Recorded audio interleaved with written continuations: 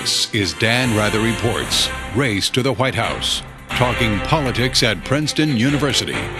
From Princeton, New Jersey, ladies and gentlemen, Dan Rather. Thank you. We spent several days last week trailing a handful of presidential hopefuls. Thank you very much. Thank you, sir. As they crisscrossed the country, making dozens of public appearances, posing for pictures. You get it? Yes. Thank you very much. Not at all. Sitting for a haircut. Does it look good? Well, I'm so glad. Getting out their message. The next president can literally, hear me, literally change the world. Meanwhile, back in Washington, D.C., Bill Hogan is watching their every move. Not for what they say, but for what they spend and collect. Hogan is a senior fellow at the Center for Public Integrity, and his specialty is following presidential campaigns and cash. If you take any presidential candidate, you see the rally in the afternoon. It might be on your local TV station, or if we're down the road a little bit, it's a big event, it's on national television, and we get, 20 seconds of the candidate speaking, or 1,000 people in the auditorium or out in a cornfield. I stand before you today to announce my candidacy for President of the United States of America. But the real message that these candidates need to deliver comes out after the cameras are gone and most people are settling in for the night. That message is saying, show me the money. Then what we don't see is that very same evening the candidate at a dinner for donors or at a closed-door event, no camera allowed, no reporters allowed, where the candidate is going about the real business of his or her campaign. More than ever, at this stage of the campaign, money has become the main event.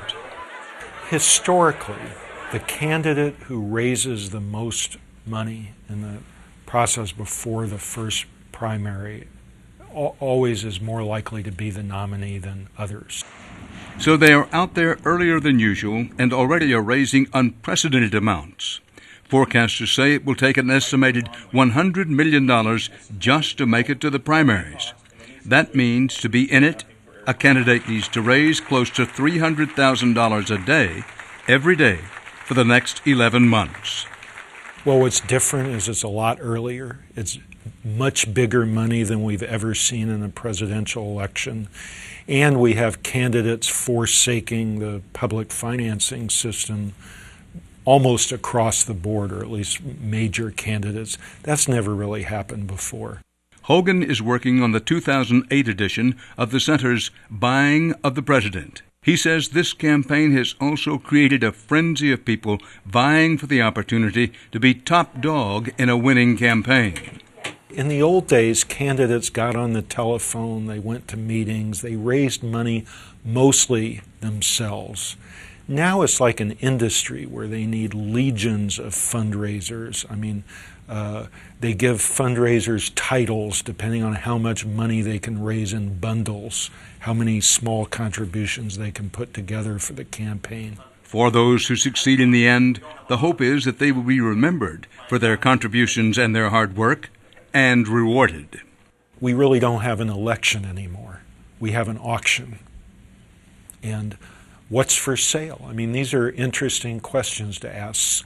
Every incoming president rewards big donors with ambassadorships and other honorary appointments like that. There are all kinds of policy issues. Is a big donor rewarded with a place on a federal advisory panel that might have something to do with, say, approving new drugs or environmental regulations? All of these questions about what's for sale.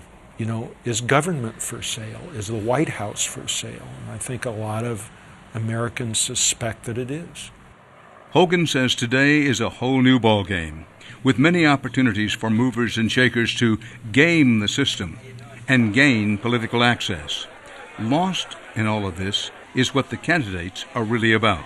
We define a candidate as being serious or not by how much money they can raise, not by what ideas they have, what their record in public service might have been. It's all about money. Hogan says no one wants to speak out against methods that are working so well to fill candidates' campaign coffers. This election, I think, will bring new subterfuges and new shams, new ways to get around the law, because the floodgates are open. I mean, they really are.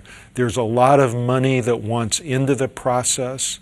There are a lot of candidates whose arms are open. And if the money can't come in one way, can't come in the process one way, it will find another way in. And for those with nearly empty pockets, the game is pretty much over. Already one candidate, Governor Tom Vilsack of Iowa, has dropped out. He didn't have enough money to stay in the race.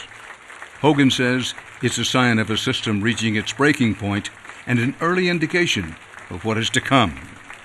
Thank you so much. We're looking easily at the first billion-dollar presidential election in history, easily. So at what point does the public look at this and say, this is too much? Our White House is for sale. Our presidency is for sale. The money flows in for a reason, and the reason is not good government.